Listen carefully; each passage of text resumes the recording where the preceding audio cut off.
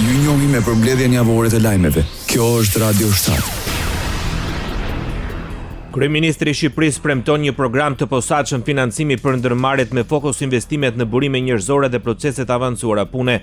Gjatë një vizite në një kompleks industrial në Durrës ku operojnë disa kompani të integruara në transport, riciklim dhe përpunim industrial, Edi Rama njoftoi se programi dyfishon ndërmarrjen tënde synon të lehtësojë aksesin në kredi për bizneset duke vendosur në dispozicion një instrument financiar me mbështetje shtetërore dhe norma interesi më të ulta. Do ta bëjmë shumë më të lehtë kreditimin me një tavan deri në 2 milion euro për çdo ndërmarrje që ka një plan për të rritur, u shpreh Rama, duke shtuar se shteti do të shërbejë si garant për investimet e bizneseve.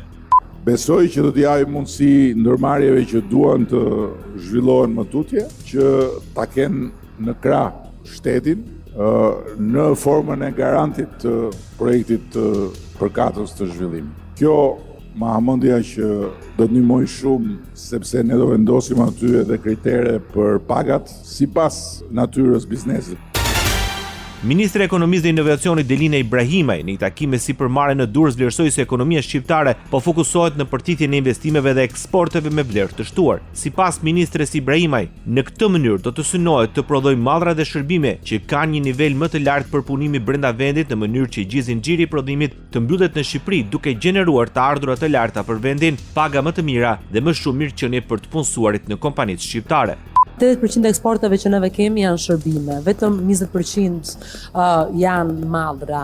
Ne duam të arrisim përqindjen e mallrave, ne duam ta fuqizojmë biznesin në mënyrë që të mund të eksportojnë më shumë mallra të përpunuara dhe sigurisht se çtash duam që pagat që biznesi paguajnë të jetë më të larta. Partia Socialiste rrëzoi kalimin me procedurë të përshpejtuar të projektligjit të demokratëve për mekanizmin e reagimit të krizave të furnizimit dhe çmimit të lëndëve djegëse. Gjatë paraqitjes së projektligjit, deputeti i Partisë Demokratike theksoi nevojën për uljen e taksave që rëndojnë çmimin e naftës dhe qytetarët blejnë naftën më shtrenjtë se gjithë vendet e rajonit, krahasuar me Kosovën dhe Maqedoninë e Veriut. Projektligji i sotëm ofron për herë të parë në legjislacionin shqiptar aplikimin e një mekanizmi që i mungon menaxhimit krizave energjetike, duke lejuar në të njëjtën kohë marrjen e masave nga qeveria për të amortizuar rritjet e menjëhershme të çmimit të naftës dhe karburanteve nëpërmjet uljes së taksave, zërimit të tyre, por gjithashtu edhe të mekanizmave ekuilibrues, duke evituar kështu shokun mbi ekonominë familjare dhe atë prodhuese. Sipas Eno Bozdos, Shqipëria nuk ka asnjë rezervë naftë dhe në këto kushte nuk është në gjendje të përballojë as luhatit e çmimeve. Shqipëria sot nuk zotron as edhe 1 gram naftë rezervë të sigurisë strategjike. Megjithëse kryeministri pretendon të kundërtën, por kjo nuk është as pak e vërtetë. Jemi ndoshta i vetmi vend në botë që nuk e kemi një rezervë tillë, edhe pse legjislacioni shqiptar e ka të detyrueshme këtë gjë me 90 ditë. Deputeti e Partisë Demokratike Jurita Tabaku denoncon projektligjin e ofruar nga socialistët për porte turistike si investime strategjike, sipas saj duke qenë se ka shqetësime serioze mbi përputhshmërinë e tij me standardet europiane dhe procesin e integrimit, i është drejtuar me një shkresë zyrtare Komisionit Evropian, autoriteteve të konkurrencës në Bashkimin Evropian, Parlamentit Evropian si dhe delegacionit të BE-s, duke informuar për shkelet që sipas saj përmban kjo nismë ligjore. Sipas Tabaku, ndryshimin në ligjin për porte turistike bien ndesh me marrëveshjen e stabilizim asociimit dhe prekin drejt për drejt disa kapituj kyç të legjislacionit evropian. Ligji për porte turistike, ndryshimi i fundit që vjen këtu në parlament, është në shkelje të marrëveshjes stabilizim asociimit, po njëkohësisht shkel edhe 3 kapituj të legjislacionit BE-s, më saktësisht kapitullin 5, 8 dhe 14. Nuk është gjë e re që ligjet që kalojnë këtu në parlament janë ligje me porosi, janë ligje që mbrojnë interesat veçanta, por ligji i porteve është ligji 18 në radhën e ligjeve që vinë këtu në parlament me porosi, është ligj me porosi. Ministria e Ekonomisë në Shqipëri shpalos nismën për paraqitjen e vendeve të lira të punës në të gjithë sektorin publik përmes portalit puna.gov.al. Sipas Delina Ibrahimaj, qëllimi është standardizimi i punësimit të administratës. Ministri i Ekonomisë sqaroi se të interesuarit kanë 7 ditë afat për vendin e punës që duan dhe aty mund të gjejnë edhe rezultatin. Vendet e lira të punës për gjithë pjesën e administratës publike, jo në punës civil, pra për gjithë ata që operojnë me kodin e punës, ku bën pjesë një numër i madh institucioneve publike, por bën pjesë një numër i madh gjithashtu institucioneve të pavarura apo i ndërmarrjeve shtetërore si Keshi, OSHE-ja, Posta Shqiptare, të cilët kanë një numër të madh të punësuarish. Ndaj vendosëm që të gjithë këto vende të lira dhe publikimin e tyre ta qëndërzojmë në portalin e vetëm puna.gov.al. Për Adea Pirdeni, ministre e Shtetit për Administratën Publike dhe Antikorrupsionin, sfida kryesore është sigurimi i kapaciteteve njerëzore. Ne do të jemi gjatë gjithë kohës ata që do të monitorojmë mënyrën e zbatimit të këtyre detyrimeve nga institucionet, mënyrë që të shikojmë hap pas hapi se si institucionet jo vetëm i publikojnë këto thirrje, po si reagojnë ndaj thirrjeve. Politik.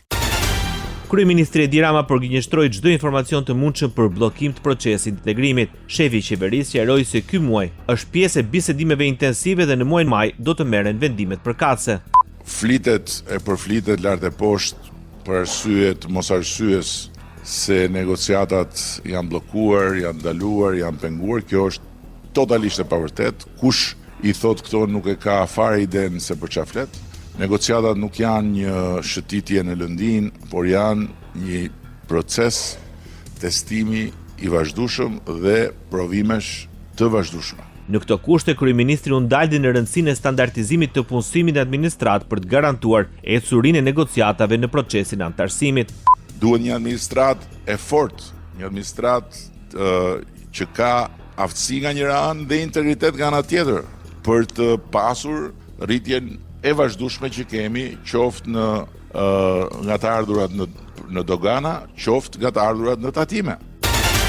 Shumica e socialiste rrëzoi kërkesat e opozitës për ngritjen e komisionit hetimor për rrugë të shembura. Kreu i grupit parlamentar Tauland Balla tha se kërkesat nuk kishin një çështje specifike me të cilën komisioni duhet të merrej siç kërkon kushtetuta.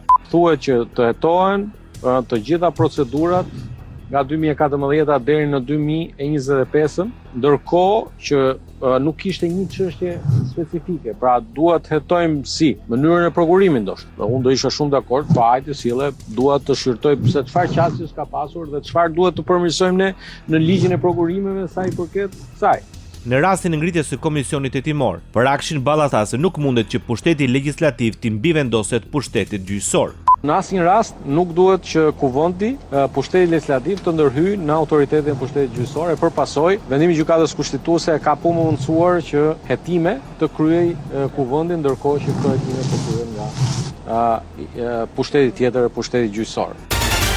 Shumica e socialiste rrëzoi kërkesat e opozitës për ngritjen e komisionit hetimor për rrugë të shembura. Kreu i grupit parlamentar Tauland Balla tha se kërkesat nuk kishin një çështje specifike me të cilën komisioni duhet të merrej siç kërkon kushtetuta.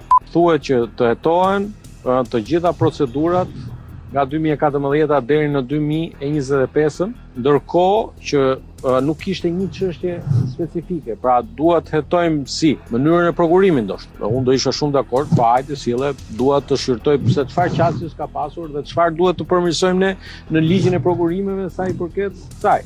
Në rastin e ngritjes së komisionit hetimor, për Akshin Balla tha se nuk mundet që pushteti legjislativ të mbivendoset pushtetit gjyqësor. Në asnjë rast nuk duhet që kuvendi, pushteti legislativ të ndërhyjë në autoritetin e pushtetit gjyqësor e përpasoj vendimi i gjykatës kushtetuese ka mundësuar që hetime të kryej kuvendi ndërkohë që këto hetime të kryhen nga pushteti tjetër e pushtetit gjyqësor. Ndoqet përmbledhjen javore të lajmeve. Kjo është Radio 7, zëri pozitiv i qytetit.